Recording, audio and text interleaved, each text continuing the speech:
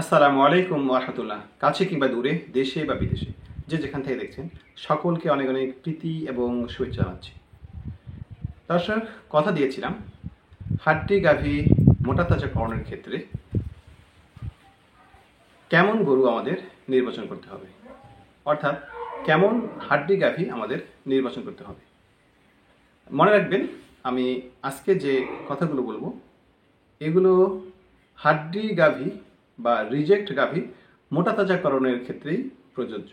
ষাঁড় গরু ফ্যাটেনিং কিংবা দুধের গাভীর বিষয়ে কিন্তু কথা বলছি না। তো যাই হোক, প্রথমে আমরা যে গরু ক্রয় করব মোটা তাজাকরণের জন্য, বিশেষ করে হাড্ডি গাভী মোটা তাজাকরণের ক্ষেত্রে, সেক্ষেত্রে আমরা কি ধরনের গাভী ক্রয় করব। জি দর্শক, অবশ্যই আমাদেরকে সুস্থ গরু ক্রয় করতে হবে। গরুটি যেন অবশ্যই বা গাভীটি যেন অবশ্যই সুস্থ হয়। একটা গাভীর সুস্থতার লক্ষণগুলো কী কী? প্রথমত আপনাদেরকে খেয়াল করতে হবে যে পশুটি অবশ্যই দেখবেন যে সুন্দর, পরিষ্কার এবং পরিচ্ছন্ন থাকবে। আরেকটা বিষয় লক্ষণীয়, সেটা হচ্ছে যে নাকের কাছে যে কালো অংশটা, খেয়াল করবেন এই কালো অংশটা হালকা ঘাম ঘাম থাকবে, অর্থাৎ বিন্দু বিন্দু ঘাম জমে আছে এরকমটা কিন্তু মনে হবে, এবং চোখেটা আপনারা স্পষ্ট বুঝতে পারবেন। এবং তাকে দেখবেন যে সে কিন্তু সজাগ। আপনি তার ডানে যাচ্ছেন, বামে যাচ্ছেন, যেদিকে যাচ্ছেন দেখবেন যে সে একটা সজাগ, তার পারিপার্শ্বিক অবস্থার প্রতি সে খেয়াল রাখছে, এরকম একটা ভাব তার ভিতরে থাকবে। এবং যখন আপনারা তার গায়ে হাত দেবেন দেখবেন যে ওই জায়গায় একটা প্রতিক্রিয়া হচ্ছে, একটা রিয়াক্ট হচ্ছে। অর্থাৎ যখন হাত দেবেন দেখবেন যে সে ওই জায়গার চামড়াটা বা মাংসপেশিটাকে হালকা একটু কাঁপুনি বা ঝাঁকুনি দিচ্ছে। মোটামুটি এগুলো কিন্তু একটা সুস্থ গরুর লক্ষণ। পাশাপাশি গাভী গরুর ক্ষেত্রে আপনাদের চরমভাবে খেয়াল করতে হবে যে চোখের উপরে যে অংশটা একটা গর্ত মতো থাকে, খেয়াল করবেন এটা ফোলা থাকে অথবা একটা ডিপ গভীরে থাকে। যদি দেখেন যে চোখের উপরের ওই অংশটা একটু ভিতরে দেবে গেছে, আমি যদি বলে দিই ঠিক এইরকম একটা জায়গায়, এটা যদি দেবে যায় তাহলে মনে করতে হবে যে গরুটার কিছুটা হলেও এটার সমস্যা রয়েছে। আরেকটা উল্লেখযোগ্য বিষয় আমাদের খেয়াল করতে হবে কান। সুস্থ গরু সবসময় সজাগ থাকবে এবং উপরের দিকে করা থাকবে, কিন্তু সেই কান যদি ঝোলানো থাকে নিচের দিকে তাহলে অবশ্যই ধরে নেবেন যে গাভীটা অবশ্যই এটা কিন্তু আপনার অসুস্থ রয়েছে। তো মোটামুটি এই যে কয়েকটি লক্ষণ বললাম, এই কয়েকটি লক্ষণই কিন্তু একটা সুস্থ গাভীর একটা লক্ষণ। এই জন্য গরু ক্রয় করার সময় আপনাদেরকে এই বিষয়গুলোর প্রতি অবশ্যই খেয়াল করতে হবে, তাহলে আপনি সুস্থ গরু ক্রয় করতে পারবেন। দ্বিতীয়ত এখন আসবো জাত নিয়ে। হ্যাঁ দর্শক, জাতের ব্যাপারে যদি আমি কথা বলি তাহলে অবশ্যই বলবো যে হাড্ডি গাভী মোটা তাজাকরণের ক্ষেত্রে ক্রস ব্রিডের গাভী কিন্তু উত্তম। এখন ক্রস ব্রিড কোনগুলো? হ্যাঁ, যেটা মিশ্র জাত, না পুরো দেশি, না পুরো ফ্রিজিয়ান বা পুরো শাহিওয়াল, এমনটা না। মিশ্র জাত থাকবে, আমাদের দেশীয় জাতের সাথে তার একটা মিশ্রণ থাকবে। বিষয়টা এমন যে সেই গাভীটার মা হয় এক জাতের ছিল, বাবা আরেক জাতের ছিল। এই যে ক্রস ব্রিডের, সেটাকেই মূলত শঙ্কর বা দোআঁশলা বলা হয়। এই গাভীগুলো কিন্তু আসলে মোটা তাজাকরণের জন্য খুবই ভালো। এই জন্য এটার প্রতি আপনাদের খেয়াল করতে হবে। তবে অবশ্যই এখানে একটা কথা বলে রাখি, বিশেষ করে পুরো শাহিওয়াল গরু এক্ষেত্রে, শাহিওয়াল গাভী এক্ষেত্রে আপনাদের অ্যাভয়েড করাটাই অনেকাংশে ভালো।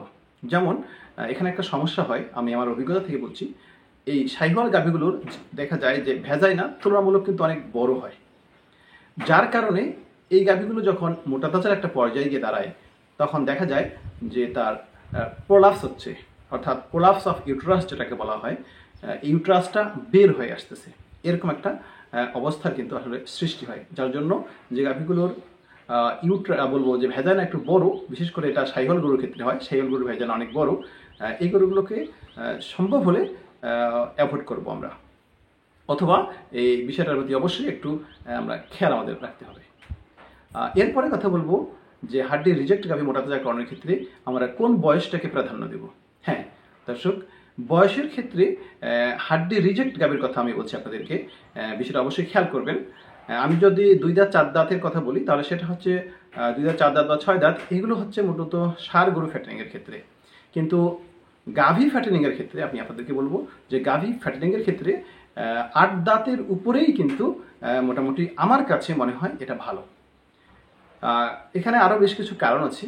যেমন ধরেন যে আমরা শুধু সাময়িক আমাদের লাভটা দেখলে আসলে হবে না, সামগ্রিক আমাদের একটা বিবেচ্য বিষয় এখানে রয়েছে। আমরা যদি 2 দাঁত 4 দাঁত বা 6 দাঁতের যেগুলো রিপ্রোডাকশন সম্ভব, যেগুলো থেকে বাচ্চা আসবে, এই ধরনের গাভীগুলোকে আমি মূলত নিরুৎসাহিত করি ব্যক্তিগতভাবে।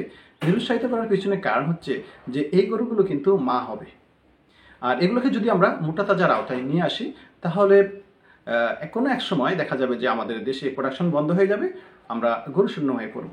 তখন আমরা খামারিরাই কিন্তু ক্ষতিগ্রস্ত হব, আমার দেশ ক্ষতিগ্রস্ত হবে। এই জন্য এটা আমরা এড়িয়ে চলবো।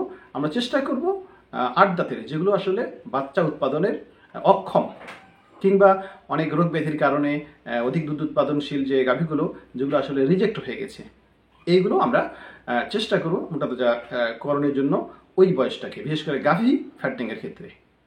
হ্যাঁ, এখানে কেউ বলতে পারেন যে আমি এটা কেন নিরুৎসাহিত করছি, আমি তার একটা উল্লেখযোগ্য কারণ আপনাদেরকে বলেছি।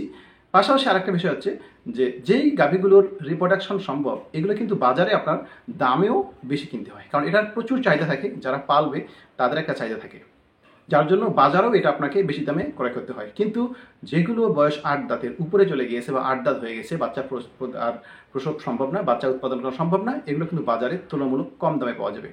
আরেকটা দিক আপনাদেরকে বলি, এই যে আপনার 2 দাঁত 4 দাঁত 6 দাঁতের যে গাভীগুলো, এগুলো কিন্তু আপনার যখন নিয়ে আসবেন, আপনি যখন হাই প্রোটিন সমৃদ্ধ উন্নত মানের খাবার খাওয়াবেন, এগুলো কিন্তু হিটে আসবে। এবং যখন হিটে আসে, আপনারা যারা এই ধরনের এগুলো লালন পালন করেছেন তারা জানেন, তখন দেখা যায় যে ঘন ঘন হিটে আসার কারণে এদের খাওয়া দাওয়া বন্ধ করে দিয়ে দেয়, যার কারণে অনেকটা স্বাস্থ্যহানিও কিন্তু ঘটে।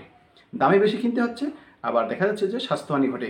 আরেক দিক থেকে একটা ক্ষতি হচ্ছে যে আমরা কিন্তু গরু শূন্য হতে চলবো যদি এই গাভীগুলোকে যদি আমরা মোটা তাজার আওতায় নিয়ে আসি। যার জন্য আমি 2 দাঁত 4 দাঁত এবং 6 দাঁতের, অর্থাৎ যেগুলো রিপ্রোডাকশন সম্ভব, পুনরুৎপাদন সম্ভব, যেগুলো আসলে বাচ্চা দিতে সক্ষম, উৎপাদনশীল, এগুলোকে আমি নিষেধ করি মোটা তাজার আওতায় নিয়ে আসার জন্য।